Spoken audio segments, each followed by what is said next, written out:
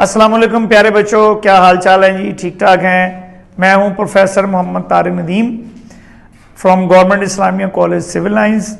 और आज हमारा जो टॉपिक है वो है कार्नट थ्योरम और थर्मोडायनेमिक टेम्परेचर ऑफ स्केल या थर्मोडायनेमिक टेम्परेचर स्केल या केल्विन स्केल।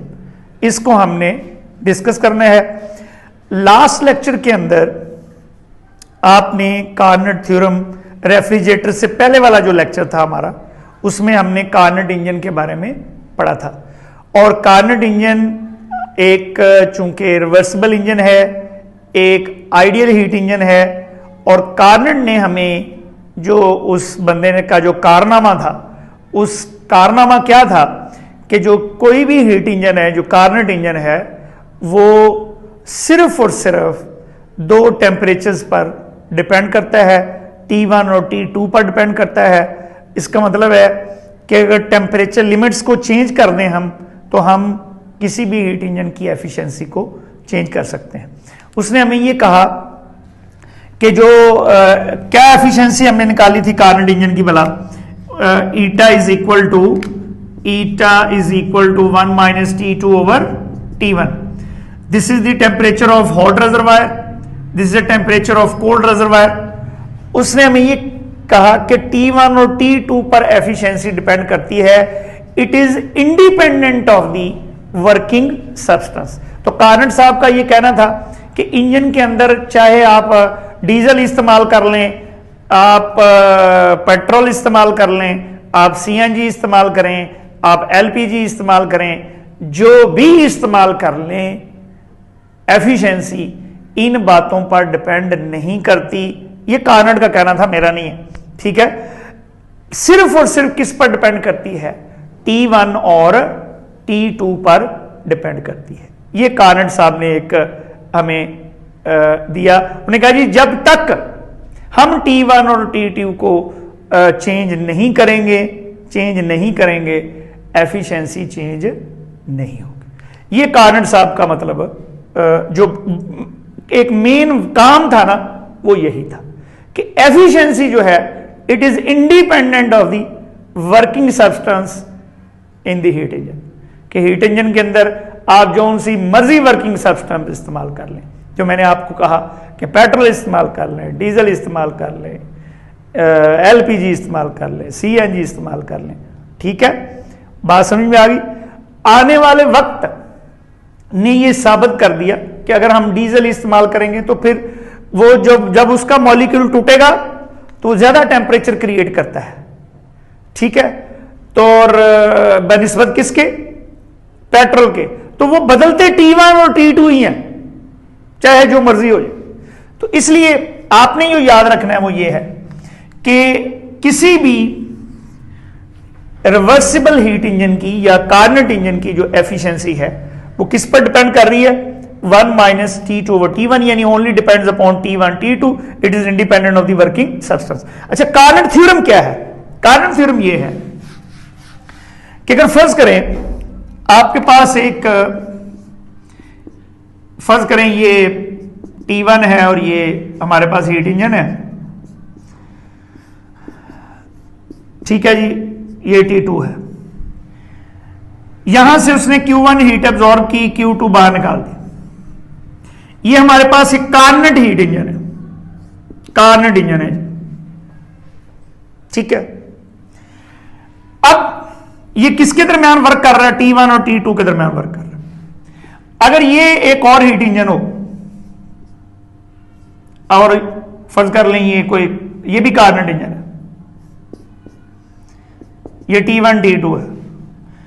कार्नट साहब ने यह फरमाया कि अगर दो कार्नट इंजन है, if they are working between two same temperature limits, तो उनकी एफिशिएंसी सेम होगी।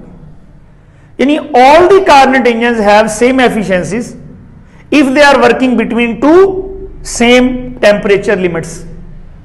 यानी अगर T1 T2 सेम है तो फिर तमाम कार्नट इंजन की एफिशिएंसी सेम होगी। अब कार्नट इंजन मैंने आपको बताया कि ये आइडियल हीट इंजन है।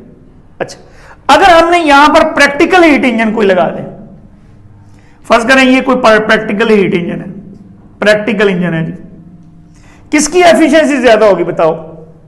इस प्रैक्टिकल हीट इंजन की एफिशिएंसी ज्यादा होगी या कारंट इंजन की एफिशिएंसी ज्यादा होगी? क्योंकि ये तो आइडियल है। बात समझ में आ गई? तो कार्नेट ने हमें ये कहा कि किसी भी हीट इंजन की एफिशिएंसी कार्नेट इंजन से ज्यादा नहीं हो सकती। वो रेफरेंस हो गया, आइडियल है। और पहले भी हम कई दफा बात कर चुके हैं कि आइडियल चीजें हम पढ़ते ही इसलिए कि इससे ज्यादा हम नहीं कर सकते, उससे नीचे नीचे ही मामलात रहेंगे। बात समझ में आ गई? तो इसका मतलब है ये हमारा कोई प्रैक्टिकल इंजन है, सपोज ये कार्नेट इंजन है, किसकी एफिशिएंसी ज्यादा होगी? ये याद रखना ही है हमें, बात नेक्स्ट लेक्चर में भी इस्तेमाल होनी है हमारी, ठीक है? ये किसकी एफिशिएंसी ज्यादा होगी? कार्नेट इंजन की। तो कार्नेट ने हमें ये कहा कि no heat engine is more efficient than Carnot engine. No heat engine is more efficient than a Carnot engine if they are working between two same temperature limits. So इस सारी बातों का निचोड़ क्या निकला जी? एंड रिजल्ट क्या है कि जो कार्नेट साइकिल या रिवर्सिबल साइकिल की जो एफिशिएंसी है, the efficiency of any reversible cycle और Carnot cycle is a reversible cycle, किसी भी रिवर्सिबल साइकिल की या कार्नेट साइकिल की जो एफिशिएंसी है, it only depends upon T1 and T2। तो अब यहां से हमारी कहानी आप समझें कि शुरू होनी है, किसमें? थर्मोडायनेमिक टेम्परेचर स्केल के लिए। सो इसकी what is thermodynamic temperature scale? That scale which is independent of the working substance. देखिए आपने सेंटीग्रेड स्केल थर्मामीटर देखा होगा ना घर में, ठीक है? उसके अंदर मरकरी पारा हम इस्तेमाल करते हैं। तो वो जो थर्मामीटर है, it depends upon the thermometric property of expansion of mercury और कॉन्ट्रैक्शन ऑफ मरकरी। तो इसलिए हम ये पहली बात यही करते हैं कि this temperature scale is independent of the working substance and it can be used to measure temperature. तो ऐसा स्केल जो वर्किंग सब्सटेंस पे डिपेंड नहीं करता और टेम्परेचर को फाइंड आउट करने के लिए इस्तेमाल होता है, ऐसे स्केल को क्या कहते हैं? Thermodynamic temperature scale. तो थर्मोडायनेमिक टेम्परेचर स्केल किस पे डिपेंड करता है? एक रिवर्सिबल कार्नेट इंजन या सिंपल कार्नेट साइकिल के ऊपर डिपेंड करता है। तो it's working depends upon the Carnot cycle और रिवर्सिबल साइकिल। तो रिवर्सिबल साइकिल के ऊपर या कार्नेट साइकिल के ऊपर इसकी जो वर्किंग है वो डिपेंड करती है। ठीक होगी बात जी? अब फर्ज करें हमारे पास एक हीट इंजन है, ये फर्ज कर लें, ये हमने यहां पर बात लिख दी है कि जो किसी भी रिवर्सिबल हीट इंजन की जो एफिशिएंसी है वो किसका फंक्शन है? T1 और T2 का, यानी दो टेम्परेचर लिमिट्स का फंक्शन, T1 और T2, ठीक है, T2 T3 T4 T5 जो मर्जी ले लें, यानी जो टेम्परेचर लिमिट्स हैं उन हॉट रिजर्वायर का टेम्परेचर और कोल्ड रिजर्वायर का टेम्परेचर उसका फंक्शन है। So efficiency of any reversible cycle किस पे डिपेंड कर रही है जी? It is the function of T1 and T2। This efficiency is the function of, ऐसा फंक्शन है जो किस पर डिपेंड कर रहा है? T1 और T2 पर। क्लियर होगी बात? चल अब फर्ज कर लो हमारे पास एक हीट इंजन है, कौन सा जी? एक ऐसा हीट इंजन है, ये हीट इंजन नंबर 1, जिसका कोल्ड रिजर्वायर, हॉट रिजर्वायर या हाई टेम्परेचर रिजर्वायर टेम्परेचर कितना है? T1, और कोल्ड रिजर्वायर कितना है जी? उसका टेम्परेचर कितना है? T2। ये क्या कर रहा है हीट इंजन? Q1 हीट ले रहा है, Q2 हीट रिजेक्ट कर रहा है, और बीच में कितना वर्क कर रहा है? W1। अब हमने इसके साथ इसके साथ सीरीज में एक और इंजन लगा दिया, ठीक है, एक और हीट इंजन लगा दिया है। और वो सॉरी जी, वो क्या कर रहा है, वो ये जो हीट रिजेक्ट कर रहा है ना, ये वाला कौन सा, पहला हीट इंजन जो हीट रिजेक्ट कर रहा है वो अगले हीट इंजन को मिल रही है। अगला हीट इंजन उसको क्या कर रहा है, एब्जॉर्ब कर रहा है। किस टेंपरेचर पर, T2 टेंपरेचर। और हीट कितनी आगे रिजेक्ट कर रहा है, Q3। ठीक होगी बात। तो इसका मतलब ये हुआ, दोबारा सुन लो, पहले हीट इंजन ने क्या किया, Q1 हीट एब्जॉर्ब की T1 टेंपरेचर पर, और Q2 हीट रिजेक्ट कर दी एट टेंपरेचर T2। उसके आगे हमने क्या लगा दिया, एक नेक्स्ट हीट इंजन लगा दिया, जिसने क्या किया, वो जो Q2 हीट ये रिजेक्ट कर रहा है, अगला हीट इंजन उसको क्या कर रहा है, एब्जॉर्ब कर रहा है। और वो कितनी हीट रिजेक्ट कर रहा है, Q3। कितनी हीट रिजेक्ट कर रहा है जी, Q3। अच्छा, अब इन दोनों हीट इंजन के लिए फर्ज करें हम अगर एफिशिएंसी लिखें तो क्या लिखेंगे, efficiency of first heat engine is equal to क्या बनता है, देखो, Q2 over heat rejected to the heat absorbed divide by cold reservoir का टेंपरेचर, हॉट रिजर्वायर का टेंपरेचर। तो क्या बना है, देखो, 1 minus Q2 over Q1, this is the function of first, the efficiency of the first heat engine is the function of T1 and T2, क्योंकि ये T1 और T2 के दरमियान वर्क कर रहा है। This is the function of T1 and T2। अच्छा, दूसरे हीट इंजन के लिए हम क्या लिख सकते हैं, eta2 is equal to 1 minus, ये कितनी हीट रिजेक्ट कर रहा है, Q3, कितनी हीट एब्जॉर्ब कर रहा है, Q2। तो ये देखें 1 minus Q3 over Q2, this efficiency of the second carbon engine is the function of T2, T3 इन दो टेंपरेचर। अब हमने एक और हीट इंजन लिया है जी, वो क्या कर रहा है, ये नीला हीट इंजन है, फर्ज करें ये Q1, या समझ लें कि T1 और T3 के दरमियान वर्क कर रहा है। पहला हीट इंजन किसके दरमियान वर्क कर रहा है, T1 और T2 के दरमियान। दूसरा हीट इंजन किसके दरमियान वर्क कर रहा है, T2 और T3 के दरमियान। और ये जो तीसरा हीट इंजन आपने लिया है, ये किसके दरमियान वर्क कर रहा है, T1 और T3 के दरमियान। तो इधर से ये कितनी हीट फिर ले रहा है, Q1, कितनी हीट रिजेक्ट कर रहा है, Q3, और बीच में कितना वर्क हो रहा है जी, Q3, W3। तो अब इस हीट इंजन, तीसरे हीट इंजन की एफिशिएंसी क्या होगी जी, बताओ, इसमें कितनी हीट एब्जॉर्ब हो रही है, Q1, और हीट रिजेक्ट कितनी हो रही है, Q3। तो फिर इस क्या होगी, इसकी एफिशिएंसी क्या होगी, eta3 is equal to 1 minus Q3 over Q1, Q3 over Q1। This efficiency is the function of T1 and T3। ये पहला फंक्शन F1 हो गया, दूसरा फंक्शन F2 हो गया, तीसरा फंक्शन F3 हो गया। समझ आ गई बात, पक्की बात, क्लियर। चलो इससे आगे चलते हैं, ये मैथमेटिक्स है, थोड़ा सा हमने इधर उधर करना है बस, और कुछ भी नहीं है। ये देखो, इस इक्वेशन को क्या लिखा जा सकता है, पहली इक्वेशन को जरा देखो, हमने क्या लिखा है, ये देखो, पहली इक्वेशन को बेटा देखो, ये वाली जो इक्वेशन है, इसको ऐसे छोड़ें, इसको हम इधर ले आए, इसको इधर ले गए, कोई मसला तो नहीं, कोई मसला नहीं है। ये बेटा इधर ले आओ इसे, 1 माइनस F1, ये देखो 1 minus F1 T1 T2 is equal to Q2 over Q1, no problem. अच्छा, उसके बाद क्या किया है, इनको उल्टा कर दिया, उल्टा कर दिया है। ये देखो ना, चलो मैं यहां दोबारा कर देता हूं ताकि आपको समझ आ जाए कि ये देखो Q2 ओवर Q1 किसके बराबर आ गया जी,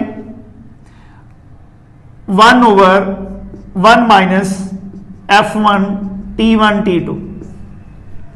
ये देखो, आपने रेसिप्रोकल लिया तो इसका मतलब है ये Q2 ऊपर चला है, Q1 ओवर Q2। समझ आई बात। दोबारा देखो, इस इक्वेशन से चलें अभी और सादा कर लेते हैं। इस इक्वेशन को बेटा मैं लिख रहा हूं, पहली को 1 minus Q2 over Q1 is equal to F1 T1 T2। ठीक है, मैंने कहा मैं इसको इधर ले आता हूं, इसको इधर ले जाओ, तो क्या आ गया, 1 minus F1 T1 T2 is equal to Q2 over Q1। को प्रॉब्लम है, नो प्रॉब्लम। रेसिप्रोकल ले लो तो क्या बन जाएगा, ये भी उल्टा हो गया, 1 minus F1 T1 T2 is equal to Q1 over Q2। कोई प्रॉब्लम? No problem. अब देखो 1 कांस्टेंट है, ये भी कांस्टेंट है, इसका मतलब है कि ये एक ऐसा फंक्शन है जो किस पे डिपेंड कर रहा है, T1 और T2। तो अगर ये नीचे इसका जो रेसिप्रोकल है ये डिनोमिनेटर में है, तो हम इतने हिस्से को, इसका मतलब है एक और फंक्शन कंसिडर कर लेते हैं F1 जो T1 और T2 पे डिपेंड कर रहा है, इसका रेसिप्रोकल,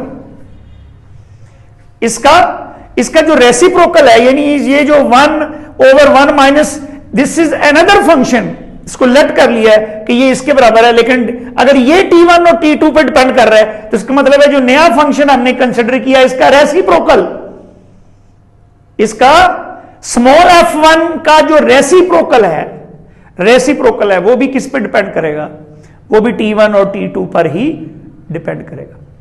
बात समझ में आ गई?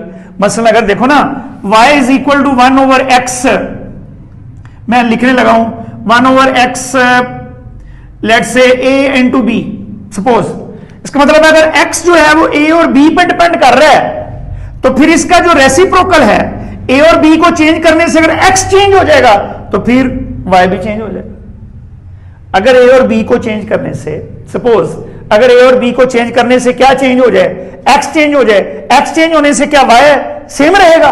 नो, y भी क्या हो जाएगा, चेंज हो जाएगा। तो इसका मतलब है हम ये कह सकते हैं कि अगर x जो फंक्शन है वो a और b पे डिपेंड कर रहा है तो फिर उसका जो रेसिप्रोकल y फंक्शन होगा वो भी a और b पर डिपेंड करेगा।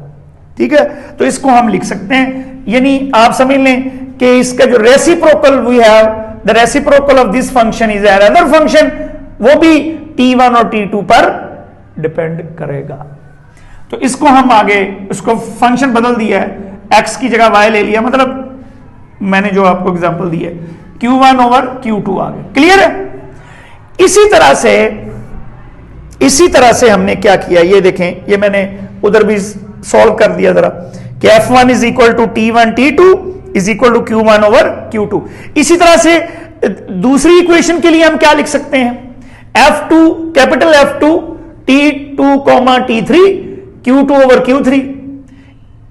इस तरह से F3 ये आ जाएगा, कोई मसला तो नहीं है, नो प्रॉब्लम।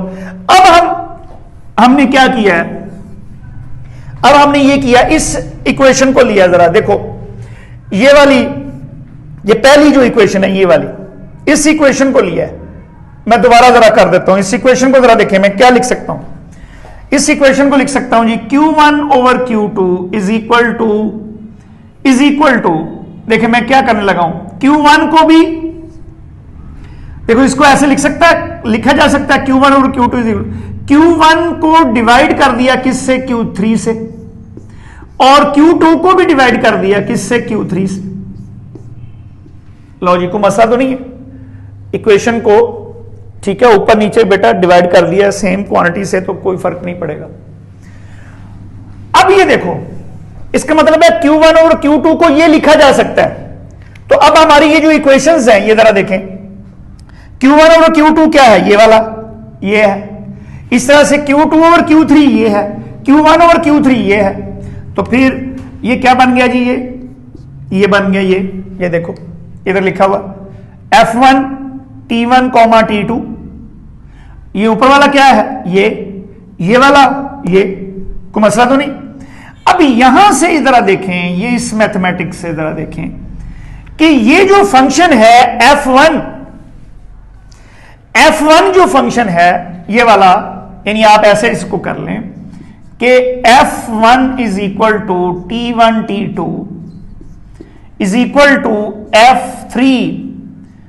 अच्छा, इसको यूं लिखा जा सकता है F3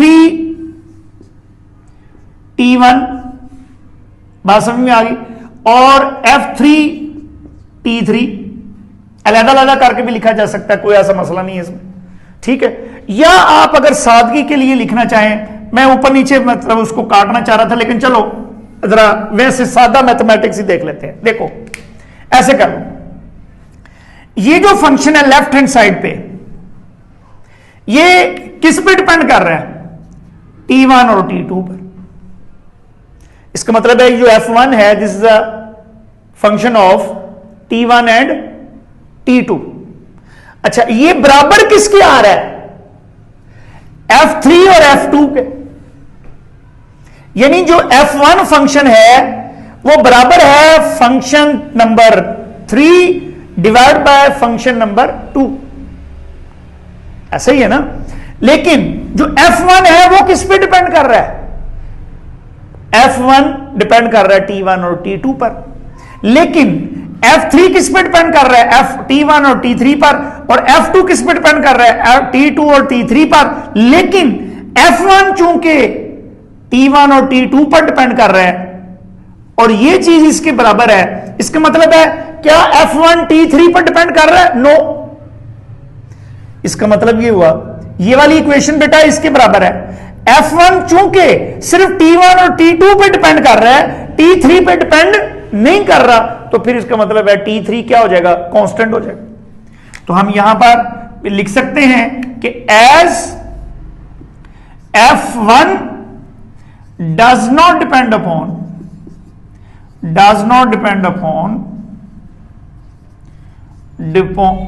T3, so T3 is constant। T3 को हम क्या लिख सकते हैं कि T3 जो है वो क्या है? कांस्टेंट है। जब ये कांस्टेंट है तो इसका मतलब क्या हुआ?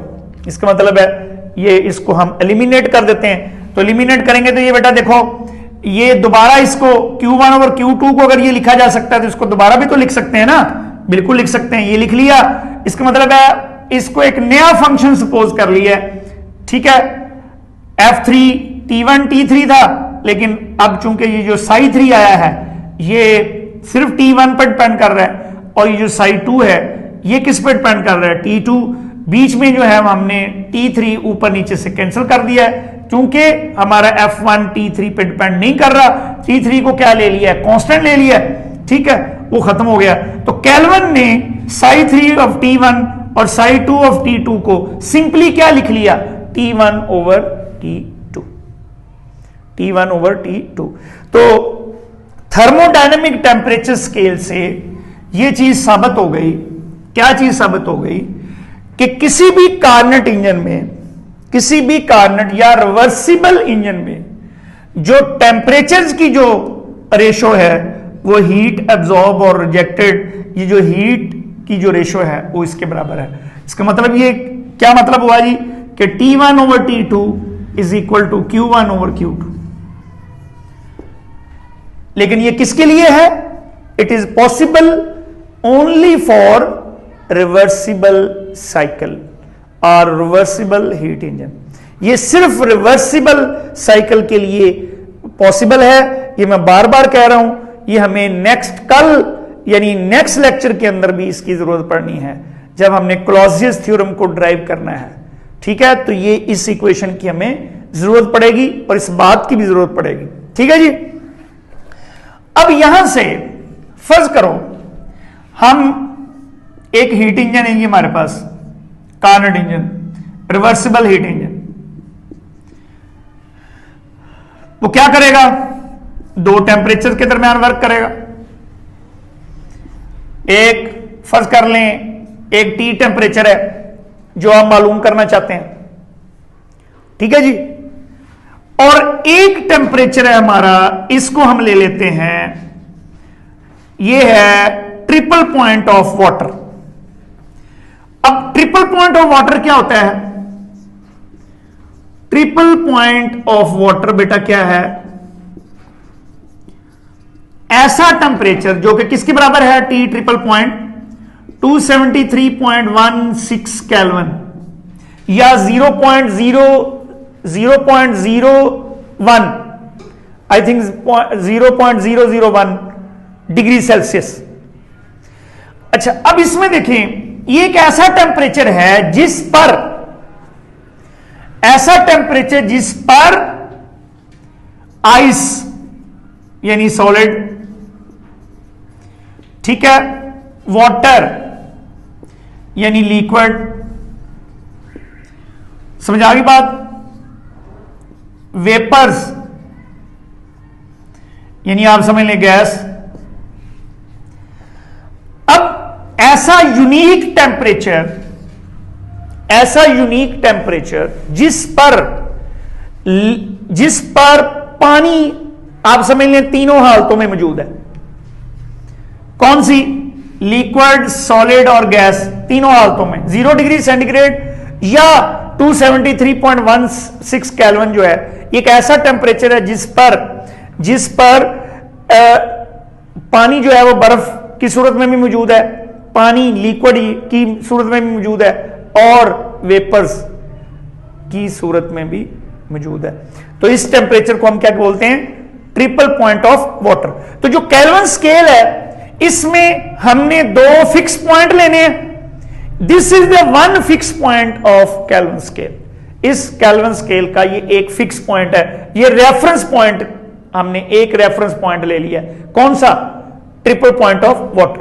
तो this is the T triple point which is 273.16। लेकिन इनके दरमियान ये वो टेम्परेचर है जिसको हम मालूम करना चाहते हैं। ठीक है, ये हमारा रेफरेंस टेम्परेचर है, ट्रिपल पॉइंट ऑफ वाटर। अच्छा, इसके दरमियान हमने एक हीट इंजन लगा दिया, कार्नेट इंजन लगा दिया, रिवर्सिबल हीट इंजन लगा दिया। ये इनके दरमियान क्या करेगा? वर्क करेगा। यहां से हीट कितनी एब्जॉर्ब होगी? Q। यहां से कितनी हीट उसने रिजेक्ट कर दी? Q at triple point. तो क्या बनी मुझे बताओ, इसके दरमियान क्या रेशो बनी? अगर हम रिवर्सिबल ये वाला फार्मूला लगाएं तो क्या बनेगा? T over T triple point is equal to Q over Q triple point. तो यहां से हमारे पास क्या होगी? T is equal to Q over Q triple point into T triple point. T triple point किसके बराबर है? ये 273.16 केल्विन है। अब इसका मतलब ये हुआ कि यहां पर केल्विन स्केल के अंदर हमारी जो Q है, Q जो है ये थर्मोमीट्रिक प्रॉपर्टी है, जैसे थर्मोमीट्रिक प्रॉपर्टी। इसका क्या मतलब है?